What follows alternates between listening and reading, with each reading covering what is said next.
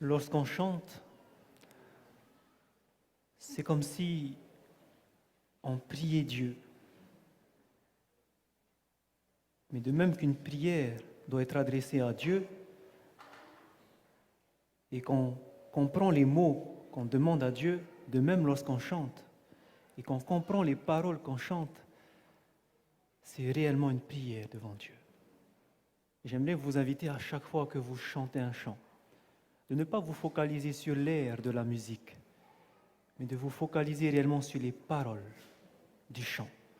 Et vous allez voir combien il y a de beaux chants. Et parfois, si vous comprenez les paroles, ça peut même faire couler des larmes. Ça, c'est vrai. Merci Seigneur pour ce moment de chant, de louange que nous avons passé ensemble. Et maintenant, nous passons à notre dernière partie. Je vous préviens déjà, ça ne va pas durer 1 heure comme on vient de faire. Ça sera plus court. D'accord ? Eh bien,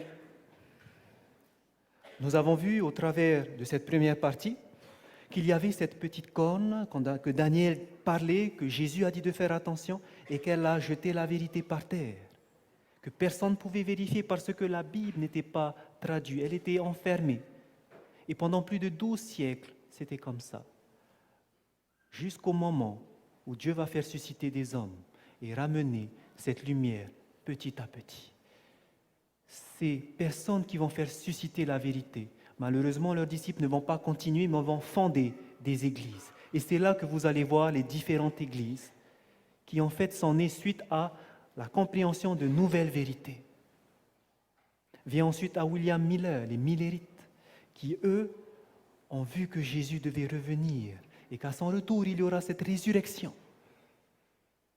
Mais la date, Jésus a dit, personne ne le connaît. Personne ne le connaît à part le Père. Et donc, on n'avait pas à calculer cette date. Mais le point important à retenir, c'était que toutes les vérités ont été retrouvées, même l'immortalité de l'âme, mais qu'il y avait un détail. Dans la prophétie de Daniel, chapitre 7, sur la petite corne, un point n'a pas été compris encore. Et c'était cet fameux indice dans Daniel, chapitre 7, verset 25, où la petite corne espérera changer les temps et la loi. La question qu'il faut se poser, de quel temps on nous parle? De quelle loi on nous parle? De quel temps on nous parle? De quelle loi on nous parle? Quel est ce temps et cette loi que la petite corne va venir changer?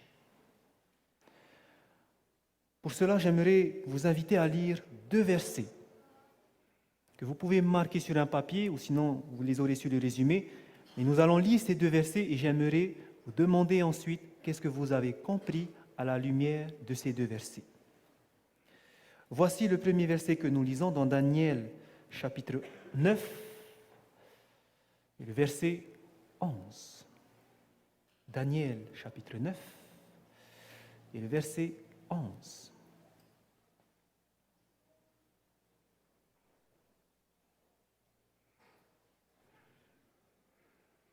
Il est écrit, « Tout Israël a transgressé ta loi. » Là, c'est dans la prière que Daniel offre à Dieu. Donc, il parle à Dieu et tout Israël a transgressé ta loi et s'est détourné pour ne pas écouter ta voix.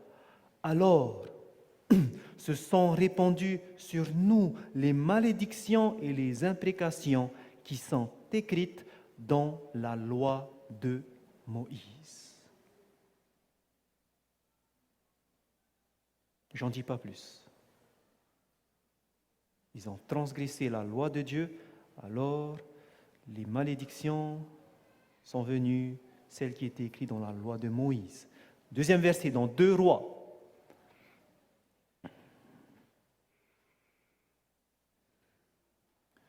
Deux Rois, chapitre 21. Nous lisons le verset 8. Donc, comprenez ce verset. Voici le deuxième verset qui vient. Là, ici, c'est l'Éternel qui parle et il dit, 2 Rois, chapitre 21, verset 8, « Je ne ferai plus errer le pied d'Israël hors du pays que j'ai donné à ses pères, pourvu seulement qu'ils aient soin de mettre en pratique tout ce que je leur ai commandé et toute la loi que leur a prescrite mon serviteur Moïse. Lorsque nous avons lu ces deux versets, dites-moi, lorsque la Bible parle de loi, combien de lois vous voyez dans la Bible? Combien de lois? 2 lois. Quelles sont ces 2 lois? Tout Israël a transgressé ta loi, la loi de qui? De Dieu. Alors se sont répandues sur nous les malédictions qui sont écrites dans la loi de Moïse. Deuxième loi, loi de Moïse. Le verset 2 Rois, chapitre 21, verset 8, l'Éternel dit, « Je ne ferai plus errer le pied d'Israël hors du pays que j'ai donné à ses pères, pourvu seulement qu'ils aient soin de mettre en pratique tout ce que je leur ai commandé. » Dieu a donné sa loi. Il faut qu'ils gardent ce que j'ai commandé et toute la loi que leur a prescrite mon serviteur Moïse. Combien de lois? 2 lois. La première loi, loi de Dieu. La deuxième loi, loi de Moïse. C'est ce que l'on comprend lorsque nous avons lu ces 2 versets. Et vous allez voir que réellement, il y a 2 lois distinctes. Attention, à bien faire attention, il y a 2 lois distinctes. Regardez lorsqu'on parle de la loi de Dieu. Dans Exode chapitre 32, versets 15 et 16. Moïse retourna et descendit de la montagne, les 2 tables du témoignage dans sa main. Les tables étaient écrites des 2 côtés, elles étaient écrites de l'un et de l'autre côté. Moïse tient dans ses bras les 2 tables des commandements. OK. Écrites sur chacun des côtés. Et maintenant, j'aimerais que vous remarquiez comment est-ce que ça a été fait au verset 16. Les tables étaient l'ouvrage de Dieu et l'écriture était l'écriture de Dieu gravée sur les tables.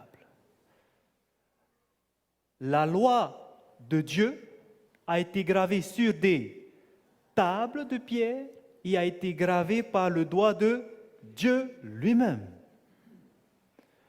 Lorsqu'on parle maintenant de la loi de Moïse, dans Deutéronome chapitre 31, versets 24 à 26, lorsque Moïse eut complètement achevé d'écrire dans un livre les paroles de cette loi,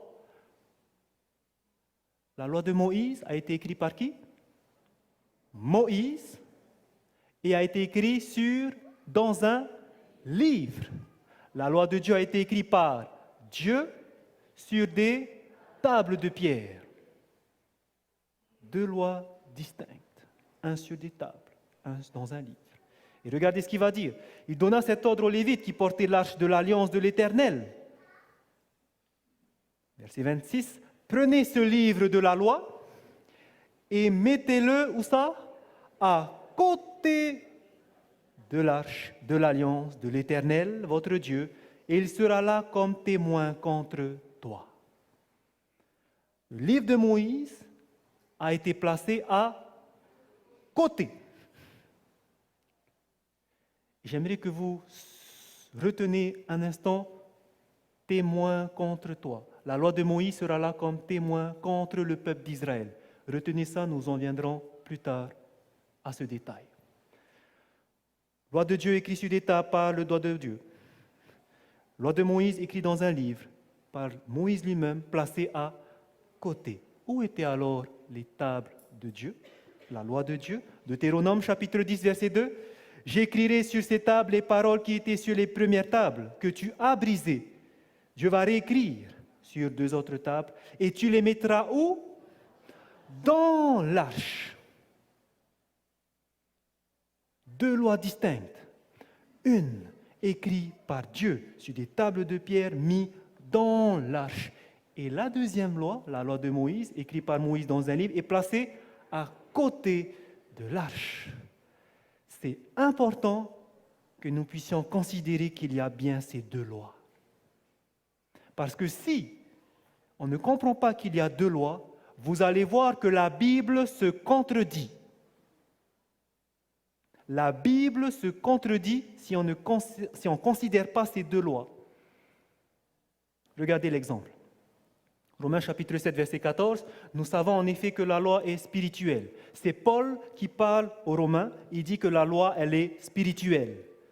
Maintenant, Paul va écrire aux Hébreux, et regardez ce qu'il va dire aux Hébreux. Chapitre 7, verset 16, la loi d'une ordonnance charnelle. Wow! Paul, il dit aux Romains, c'est une loi spirituelle, et après il va dire aux Hébreux, c'est une loi d'une ordonnance charnelle. La loi, elle est spirituelle ou charnelle? Ça se contredit là. Mais ça, c'est si on comprend qu'il n'y a qu'une seule loi. Mais lorsqu'on comprend qu'il y a deux lois, quelle est la loi qui était spirituelle? C'est la loi de Dieu qui est spirituelle. Quelle est la loi d'une ordonnance charnelle? C'est la loi de Moïse. Là, c'est plus clair. Ok, je comprends. Donc, il y a bien loi et loi. Loi de Dieu, loi de Moïse. Un autre exemple, Jacques chapitre 1, verset 25. Mais celui qui aura plongé les regards dans la loi parfaite. Et lorsque vous lisez dans Hébreux chapitre 7, verset 19, car la loi n'a rien amené à la perfection. Une loi parfaite, une loi qui n'amène rien à la perfection, donc imparfaite, contradiction. Mais si on comprend qu'il y a deux lois, on comprend que la loi parfaite est la loi de Dieu. La loi imparfaite est la loi de Moïse. La Bible ne se contredit pas si on comprend bien ce qu'elle veut dire dans sa globalité. Et la question c'est, on comprend quelle est la loi de Dieu, mais c'est quoi la loi de Moïse alors? La loi de Moïse, c'était le livre que Moïse a écrit. Le livre qu'il a écrit, qu'on va nommer la Torah, la loi, avec les 5 livres, Genèse, Exode, Nombre, Deutéronome et le Lévitique. C'est ce livre-là qui a été placé à côté. Dans ce livre-là, il est nommé les ordonnances à faire lors du sacrifice. Lorsque quelqu'un a péché, la loi de Moïse disait ce qu'il fallait faire. Dans le livre de Lévitique, nous avons étudié cela. Selon les péchés, il fallait apporter l'animal, poser les mains sur l'animal. Il fallait confesser son péché. Et le pécheur prenait une lame sous la gorge de l'animal. Et l'animal mourait, égorgé. Le sang était récolté. Le prêtre prenait le sang et allait l'asperger dans le lieu saint, sur le voile qui sépare le lieu saint du lieu, sur les cornes de l'autel des parfums. C'était ça. Parmi la loi de Moïse, il y avait cette loi qu'on appelait la loi cérémonielle, qu'il s'agissait des cérémonies à faire concernant le péché et la purification du péché. Il y avait cette loi. Et nous avons vu que cette loi des cérémonies, des sacrifices, est-ce qu'on doit continuer aujourd'hui à le faire? Non, parce que le véritable agneau, la provision a été amenée en Jésus-Christ. Jésus-Christ était la provision, c'était l'agneau de Dieu qui ôte le péché du monde. Et c'est pour cela qu'à sa mort, surnaturellement, Dieu a déchiré le voile qui séparait le lieu saint du lieu très saint dans le temple de Jérusalem. Et c'est pour ça que maintenant qu'on comprend. Lorsque Paul dira dans Colossiens chapitre 2, verset 14, où il dira « Jésus-Christ, par sa mort, a effacé l'acte dont les ordonnances nous condamnaient et qui subsistait contre nous, et il l'a détruit en la clouant à la croix. » Jésus-Christ a effacé l'acte dont les ordonnances nous condamnaient et qui subsistait contre nous. N'y avait-il pas une loi qui était contre nous, témoin contre nous? La loi de Moïse, qui était témoin contre nous. Quelle loi Jésus a clouée sur la croix? La loi qui était contre nous, la loi de Moïse. Pourquoi il l'a clouée à la croix? Parce que maintenant, le réel sacrifice, toutes ces cérémonies, cette loi sur ces cérémonies ont pris fin. C'est pour ça que Jésus a cloué cet acte. C'est fini. On n'a plus à venir avec notre agneau. C'est terminé. Le vrai agneau de Dieu est venu sur cette terre. Sur cette terre. Vous comprenez maintenant ce verset? Malheureusement, beaucoup aujourd'hui utilisent ce verset pour dire la loi de Dieu, on n'a plus à la garder, regardez. Il a effacé l'acte. Non. Il y a 2 lois. Nous venons de le voir. 2 lois. Soyons clairs. Par contre, si cette loi a été abolie à la croix, lorsque Jésus va parler de la 2e loi, la loi de Dieu, regardez ce qu'il va dire dans Matthieu chapitre 5, versets 17 à 18. Ne croyez pas que je sois venu pour abolir la loi ou les prophètes. Je suis venu non pour abolir, mais pour accomplir, car je vous le dis en vérité, tant que le ciel et la terre ne passeront point, il ne disparaîtra pas de la loi un seul iota ou un seul trait de lettre jusqu'à ce que tout soit arrivé. Est-ce que cette loi a été effacée? Non. Jusqu'à ce que la terre et le ciel existera, cette loi sera toujours valable. La loi qui a été clouée à la croix, la loi de Moïse, mais la loi de Dieu subsistera tant que le ciel et cette terre seront là. Tout le monde a compris maintenant? Donc maintenant, lorsqu'on comprend qu'il y avait 2 lois, une loi écrite par Dieu qui subsiste, une loi écrite par Moïse, la loi cérémonielle qui a été clouée à la croix, la question maintenant peut être répondue. Lorsque la prophétie nous dit que la petite corne va essayer de changer les temps et la loi, de quelle loi il s'agit? Souvenez-vous, la petite corne va venir quand? Après les années 476, mise en application 538, après Jésus-Christ. À partir de 538, elle va commencer à régner pendant 1260 années. Pendant cette période-là, quelle loi elle va essayer de changer? Est-ce qu'elle peut changer la loi cérémonielle? Elle ne peut pas la changer puisqu'elle a été clouée déjà. Et dans quelle loi elle va changer maintenant? Vous avez trouvé la loi de Dieu. Et la question à se poser, est-ce qu'elle a réellement fait? Nous avons vu les 9 indices, 8 indices ont été accomplis, assurément, nous avons vu ce matin. Et est-ce qu'elle a changé les temps et la loi? Lorsque vous allez comparer la loi de Dieu, écrite dans Exode chapitre 20, versets 1 à 17, et que vous allez comparer avec la loi qui se trouve dans le catéchisme, la loi que observe l'Église romaine, regardez lorsque vous allez comparer ces 2 lois-là. Vous lisez dans Exode chapitre 20, verset 2, « Tu n'auras pas d'autre Dieu devant ma face. » Lorsque vous allez lire dans la loi du catéchisme, « Un seul Dieu tu adoreras et aimeras parfaitement. » Bon, c'est la même chose, vous êtes d'accord avec moi, hein? Tu adoreras Dieu seul. Deuxième loi, tu ne te feras point d'image taillée, tu ne te prosterneras point devant elle. Vous regardez la 2e loi dans le catéchisme, Dieu en vain, tu ne jureras, ni autre chose pareillement, tu ne jugeras point. Ça colle pas, hein? Tu ne te feras point d'image taillée, tu ne jugeras. Ça colle pas. C'est bizarre, peut-être ça va venir après, on ne sait pas. Donc, on regarde le 3e commandement, tu ne prendras point le nom de l'Éternel ton Dieu en vain. Ah, ok. Voici, là, ça colle. Dieu en vain, tu ne jureras, ni autre chose pareillement. Tu ne prendras point le nom de l'Éternel ton Dieu en vain. Ok, là, c'est bon, on se repère.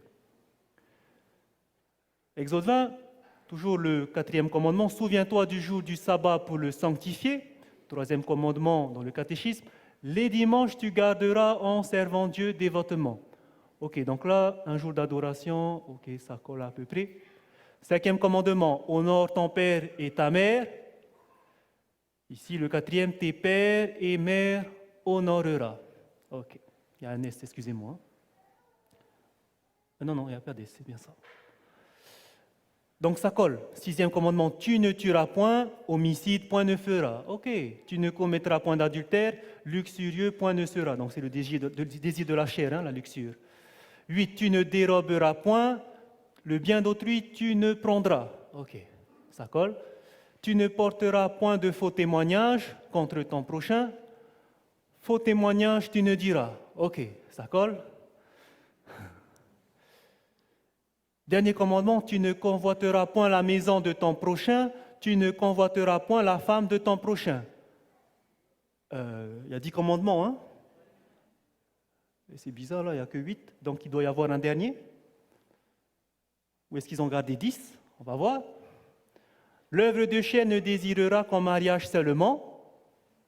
Ah, peut-être que ça a un lien avec tu ne convoiteras point la femme de ton prochain, tu ne désireras pas l'œuvre de chair, je ne sais pas comment on dit.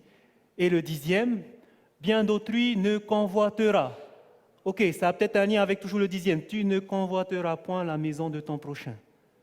Ok, quand vous analysez cette loi, qu'est-ce que vous remarquez? Premièrement, que le 2e commandement n'est pas mentionné. Il a été supprimé. Du coup, on se retrouve à 9. Mais pour garder le total de 10, le 10e commandement a été divisé en 2.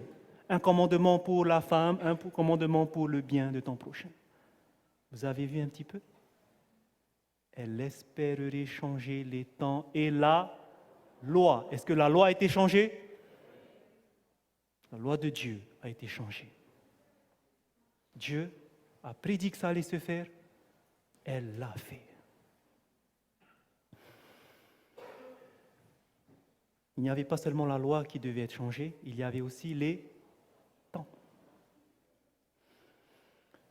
Tout d'abord, nous comprenons pourquoi il fallait changer la loi ici. Le 2e commandement a été supprimé. Tout simplement pourquoi? Nous avons vu tout à l'heure, c'est parce qu'on avait besoin des idoles que les païens continuent à observer. On peut continuer à observer, à se prosterner devant, mais plus devant ces idoles-là, devant la statue de Pierre, Marie, etc.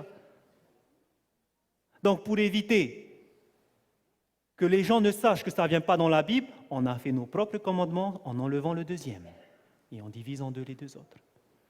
Vous avez compris? Et maintenant, les temps. Quel temps devait être changé? Je pense que là, c'est un petit peu clair lorsqu'on voit le commandement numéro 4. Souviens-toi du jour du sabbat. Alors que lorsque vous regardez le commandement dans le catéchisme, les dimanches, tu garderas. Le jour du sabbat, ici, on n'arrive pas vraiment à faire la différence, c'est quel jour, mais si vous allez dans un autre pays, vous allez voir que sabbat, lorsqu'on parle du jour du sabbat, dans la plupart des langues, plus de 140 langues, on ne se trompe pas, on sait qu'il s'agit du samedi. Quand vous prenez par exemple, en grec, samedi se dit sabbaton. En espagnol, samedi se dit sabado. En portugais, samedi se dit sabado. En italien, samedi se dit sabato. En français, samedi. En allemand, samstag. En russe, sabota. En polonais, sobota. Ainsi de suite. Dans plus de 140 langues, le samedi, lorsqu'ils ont le mot sabbat, ils lisent sabbat, ils savent que c'est le samedi. Et donc, la loi de Dieu nous dit, souviens-toi du jour du sabbat, qui est le samedi. Alors que dans la parole, sabbat ici a été changé en dimanche. Lorsqu'on dit que la petite corne va changer les temps et la loi, en changeant ce jour d'adoration, du 7e jour qui était le samedi, maintenant on va dire, on va adorer le dimanche, premier jour de la semaine. Et aujourd'hui, dans le calendrier, lorsqu'on parle du dimanche, vous demandez à quelqu'un c'est quel jour de la semaine, il va vous dire c'est le 7e jour. Lundi, c'est le premier jour. Alors que pour Dieu, samedi, sabbat, c'est le 7e jour. Dimanche, c'est le premier jour. Mon frère Titus m'a partagé hier c'était la version Semeur, où il disait, au lieu de traduire la petite corne va essayer de changer les temps et la loi, la petite corne va essayer de changer le calendrier et la loi. Et c'est vrai que là, maintenant, il y a confusion. Premier jour de la semaine, c'est lundi, alors que non, pour Dieu, c'est Pour Dieu, c'est dimanche, le premier jour de la semaine. Pour le monde, c'est lundi. 7e jour de la semaine, pour le monde, il dit c'est dimanche, alors que pour Dieu, non. 7e jour, c'est le samedi, sabbat. Changer le calendrier. Ça a été fait. Et elle le reconnaît elle-même. Par exemple, lorsque vous lisez dans le catéchisme du converti, on va vous dire d'où vient, quel est ce jour du sabbat. Et ils sont clairs. Quel est le jour du sabbat? C'est marqué dans ce catéchisme du converti. C'est le samedi qui est le jour du sabbat. Mais pourquoi observons-nous le dimanche au lieu du sabbat? Parce que c'est l'Église catholique qui a transféré la solennité du samedi au dimanche. Ils devaient faire ça parce qu'ils voulaient convertir les païens qui adoraient le dimanche.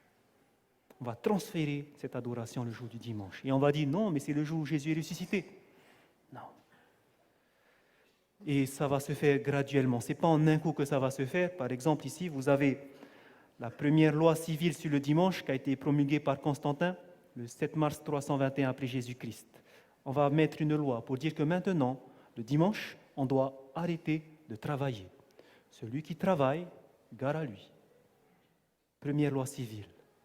Ensuite, 4 ans plus tard, dans l'histoire de l'Église, lors du concile de Laodicée, on nous dit qu'en 325, Sylvestre, évêque de Rome, changea le nom du premier jour, qui était le dimanche, et l'appela jour du Seigneur. Dimanche, le jour du Seigneur. C'est là où la notion va venir, jour du Seigneur. Les chrétiens ne judaïseront pas, c'est-à-dire ils ne vont pas observer le sabbat, les chrétiens n'observeront plus le samedi, le sabbat, et ils ne resteront pas oisifs le samedi, c'est-à-dire le sabbat, le samedi, ils ne vont pas rester sans rien faire. Ils doivent travailler ce jour-là. Et ils honoreront particulièrement le jour du Seigneur qui est le dimanche, et en tant que chrétiens, autant que possible, ne travailleront pas le dimanche. Ça s'est fait graduellement, et aujourd'hui, ça a réussi, parce que quand vous regardez dans le monde entier, quel jour est ce jour où le monde se repose?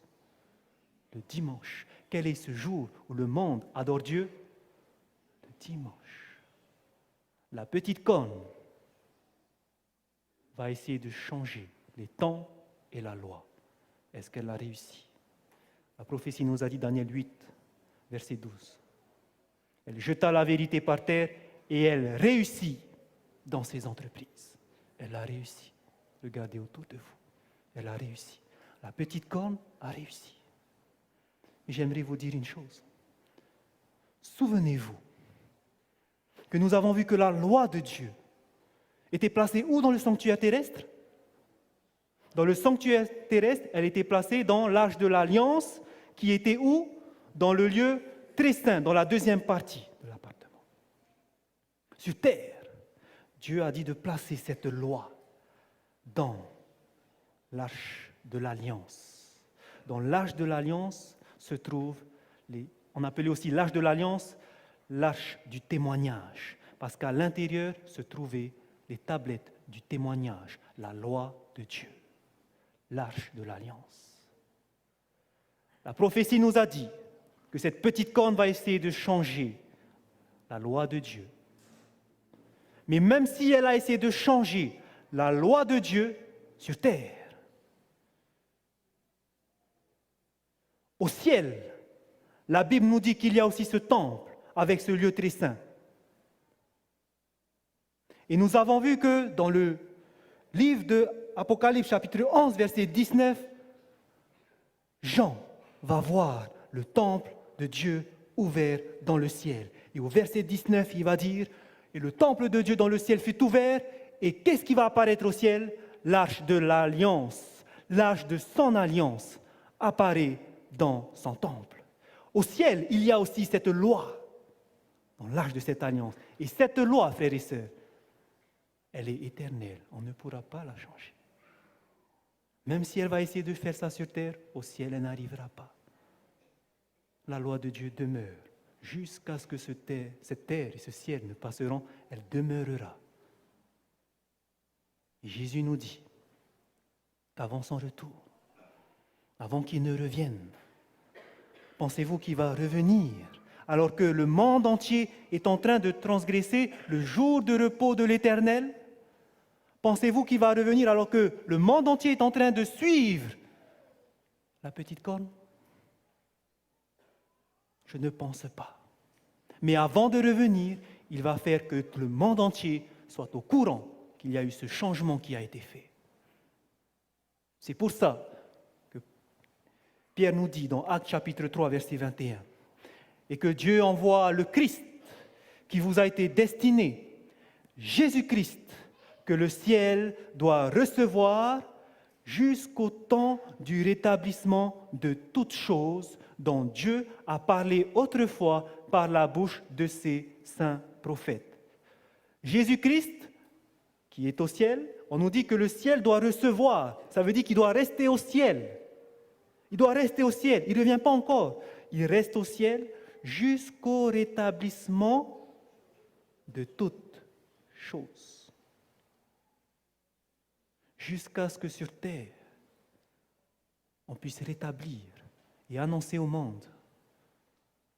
Ça a été changé, la loi de Dieu. Revenez vers Dieu. Obéissez à Dieu plutôt qu'aux hommes. Et cela est en train de se passer maintenant. Dieu est en train d'appeler des personnes à sortir de cette fausse adoration et de venir adorer le vrai Dieu. Cela est en train de se passer maintenant. Voici le thème central de la prophétie que nous avons vue. Une petite corne qui a changé les temps et la loi. Et Dieu ne peut pas revenir. Le royaume éternel ne peut pas revenir tant qu'il n'y a pas eu ce rétablissement. Que l'évangile ait fait le tour de la terre. Et quand chacun aura entendu, chacun décidera pour sa destinée. Ou je suis Dieu, ou je suis les traditions et les hommes. C'est ce que la prophétie nous dit dans le livre de la Révélation. C'est pour cela que la prophétie, frères et sœurs, la prophétie, c'est vraiment quelque chose qui nous éclaire de ce que nous devons faire, de ce que nous devons comprendre. 2 Pierre chapitre 1, verset 19, nous dit « Et nous tenons pour d'autant plus certaine la parole prophétique, à laquelle vous faites bien de prêter attention. » Est-ce que c'est bien de regarder la prophétie? Pierre nous dit, faites bien attention à la prophétie. Jésus lui-même l'a dit. Lisez la prophétie. Faites attention. Pourquoi? La prophétie est comme une lampe qui brille dans un lieu obscur jusqu'à ce que le jour vienne apparaître. De quel jour on est en train de parler? Ce jour dont les prophètes ont annoncé, ce jour dont les disciples ont annoncé, le jour glorieux du retour de Jésus. Jusqu'à ce que Jésus revienne, nous devons tenir cette parole de la prophétie comme une lampe qui nous éclaire. Jusqu'à ce que Jésus revienne, nous devons garder cette parole prophétique. Vous savez pourquoi?